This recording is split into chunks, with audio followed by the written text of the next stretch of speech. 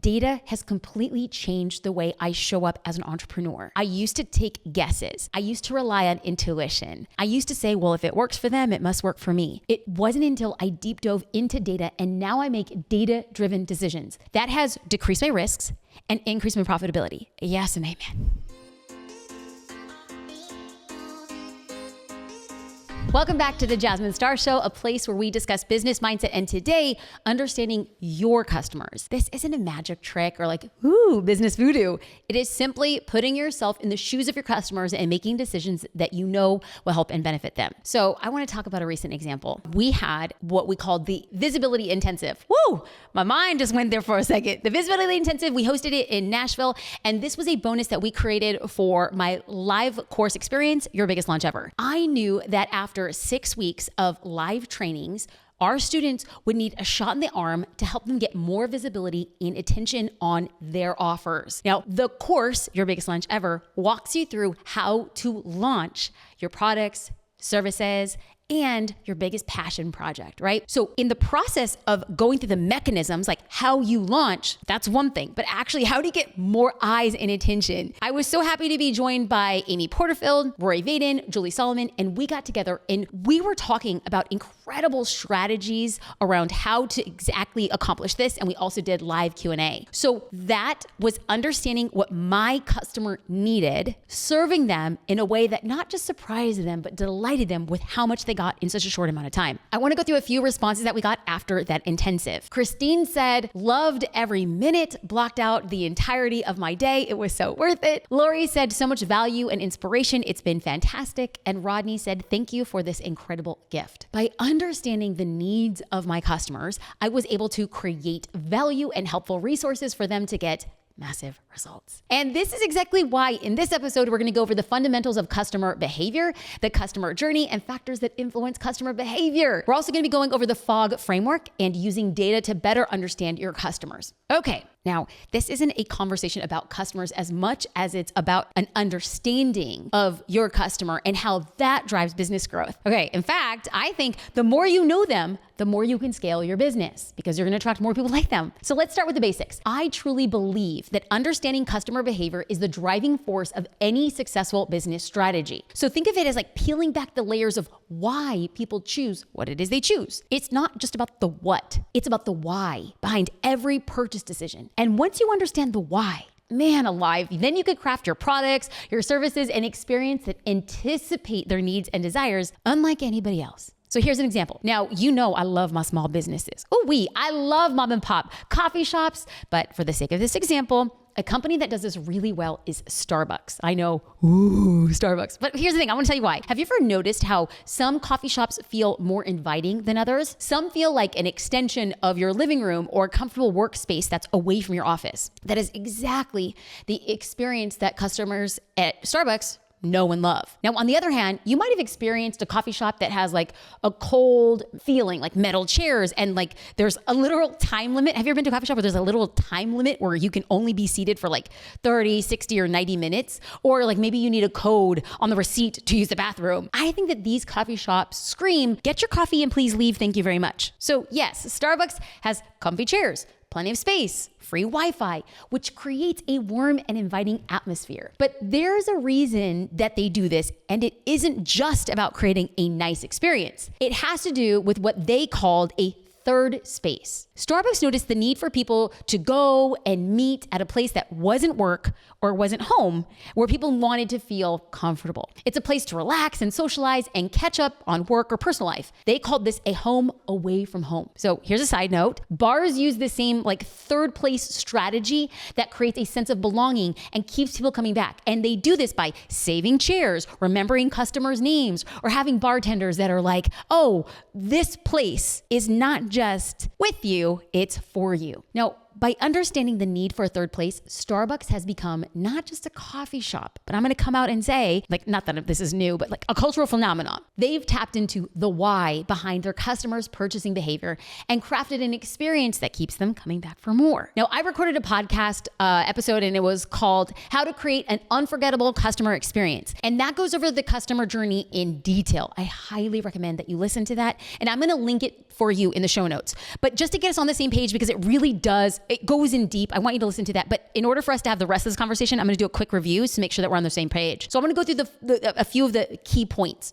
First, when it comes to your customers, there's an awareness stage where customers become aware of your business. Then comes consideration, where they weigh their options and decide whether or not your offer is right fit for them. Next up is the decision stage, and this is where they finally make the purchase. And finally, there is the post-purchase stage, where their experience after buying from you can literally influence their loyalty and whether they're going to come back for more. Okay, now I'm going to give you an exercise at the end of this episode to help you improve these stages, especially after you listen to that last episode, because you want your customers coming back. You want them to buy more. So make sure that you listen until the very end. Okay, this brings me to the FOG framework. This concept was developed by psychologist BJ Fogg. Y'all know I love me some psychology and the brain up in business. This is an idea that represents human behavior in 3 different ways. So go ahead and picture a 3-legged stool, each leg representing an essential aspect of behavior. Okay, so the three legs are going to be motivation,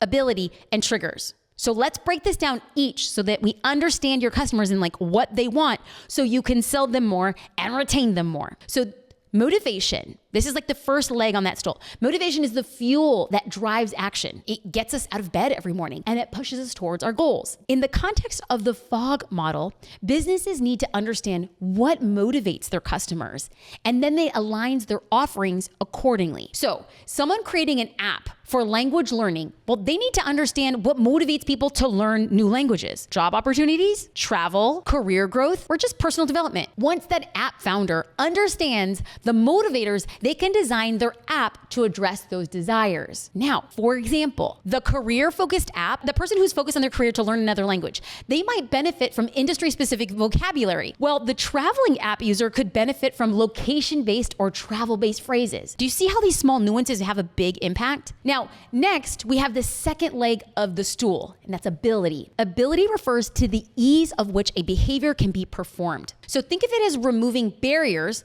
and then making it as effortless as possible for people to take action. You can, and you should absolutely do this by simplifying processes, providing clear instructions, and minimizing friction points. Like, hand to heaven, I have things in a cart, and then I left them in the cart. I walked away from the sales page because the barriers in the checkout process were just like too complicated. I was like, forget it. I can't tell you how many times I have been targeted on an Instagram ad. I'm like, this is so perfect. And it's so complicated to check out on that third-party checkout form that I'm like, forget it, never mind. So let's think about how the app designer might be able to make it easier for people to download and use their app. Maybe they gamify a program, or maybe they have bite-sized lessons so that it's less overwhelming and more fun to use. They can even have options of how you want to learn that day. Like maybe it's audio, maybe it's text, maybe it's pictures, maybe it's videos, right? So we're understanding how they can take action. Now, the third leg of the stool is triggers. Triggers are cues, like prompts, that encourage a behavior, getting your customer to do something. This can be a notification on your phone,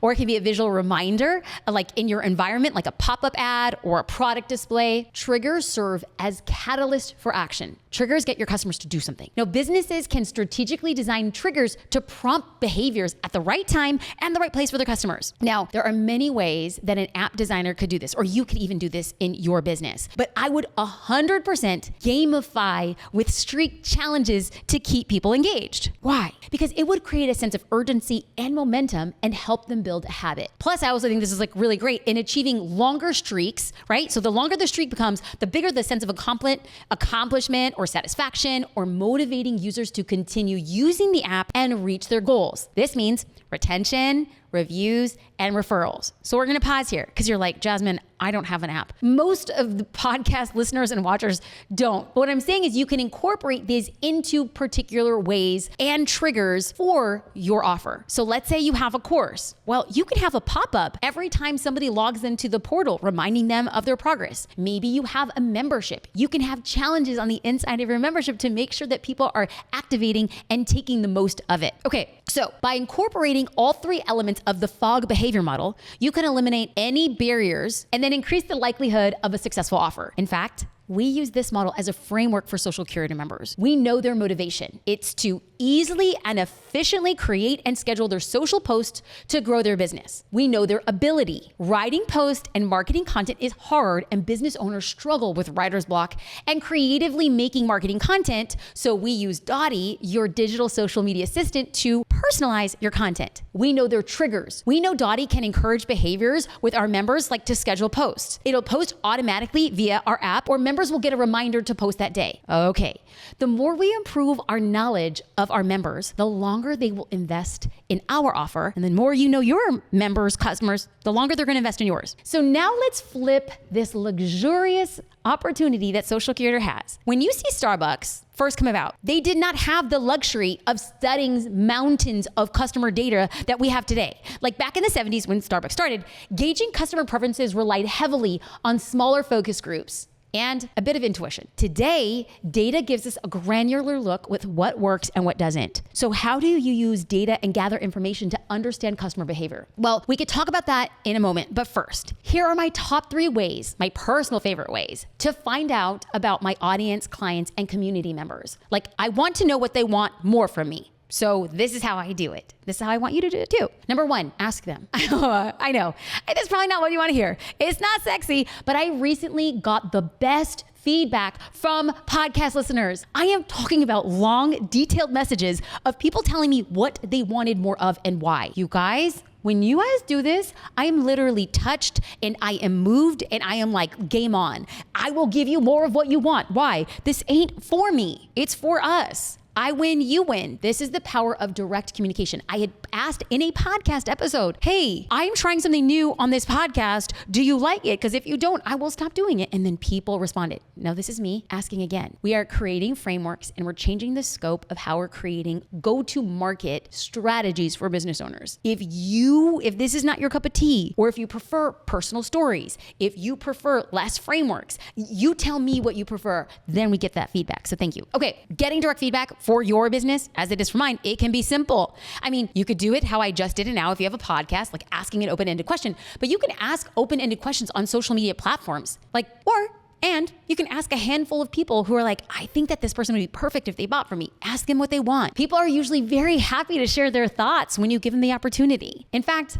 I'm gonna do it again right now. I just did it. I'm gonna do it again. Please send me an Instagram DM telling me what podcast you prefer or you don't prefer. I read and I personally respond to each one. I literally feel so thankful getting your feedback because it makes this show better. And when it's better, y'all leave reviews. Okay, let's talk about those reviews. If you have listened to more than 3 episodes on the Jasmine Star Show and have not left a review, homie, are we really homies? I ask for very little. Your 30-second review has like 30 years of impact. I know that sounds dramatic, but it is very true. Let's get into number 2, how to get feedback and ask people what they want. Host interactive events or Q&A sessions. I think I've talked about this before on my podcast, but during my most recent launch, this is how I found out what language to use. This is how I found out what to take out of my presentation, what to explain in further detail. There is nothing like real-time interaction to get to the heart of what your audience wants or how they need to understand it. I really recommend that you consider hosting periodic live Q&A sessions, maybe before or during promotional periods when your audience can ask you questions, they can share feedback, they can engage with you directly. So these interactive events, they don't only provide valuable insights, but they also help strengthen the connection between you and your community. They want to know you're real and that you exist. Plus, they're a great way to showcase your expertise and build trust with your audience. And this is what we say, hey. Okay, why did I sound like a pirate? I just meant to say A, but it came out like A. It's like a cholo pirate. Okay, let's go. Let's get into number 3. Test everything. You should be experimenting. Please take the initiative and experiment with different formats and topics. This could be testing A/B email subject lines, like what works best, doing polls on social media to test titles. You can even ask your audience to vote on what content ideas, what products, what services they would be most interested in seeing you develop. This helps you gauge interest quickly and allows your audience to directly influence the content and offers you create. I do this all the time. And if you follow me on Instagram, you know this. You might have even put in your input and voted. So shout out and thank you. So here's a pro tip. When you implement feedback from somebody, whether it's an audience member or a current customer, tell them. In fact, today we're recording podcast. I got a DM. This girl asked me a question and I said, I love this question. Do I have your permission to, number 1, ask the question? And number 2, can I make a podcast out about it? And she's like, yes, absolutely. So guess what I'm doing today? I'm literally taking her question, creating a framework, creating a podcast, and I told her, I'm doing it just for you. Then I thanked her. People love to be seen, and they will feel like they have a stake in what you're creating because they contributed to it. That's cool. And listen. I need you to hear this. When the data and customer feedback align, you're literally pouring gasoline on a fire. So here's an example. Let's say you're a health coach who has a blog about healthy recipes. Your website analytics show that recipe videos consistently have a higher click-through rate compared to text-only recipes. Okay, good to know, but that's not it. In a recent poll, you asked your audience what format they prefer for recipes. The majority say, they find the videos the most helpful. This alignment between data and feedback tells you to focus on creating more recipe videos, as it's already what your audience wants and engages with on your site. Okay, you want to do another example? I love these business examples. I love these strategies. Okay, good. I'm so glad you said that. Now let's go on. Let's say you host a Q&A session on social media about fitness routines. Most of the questions are about modifications for common injuries, and they express like, you know what? I really like shorter body weight workouts. Okay, this tells you that maybe they've been injured before, or maybe they're newer to working out. Good to know. So then you analyze their social media engagement, and you see that posts that have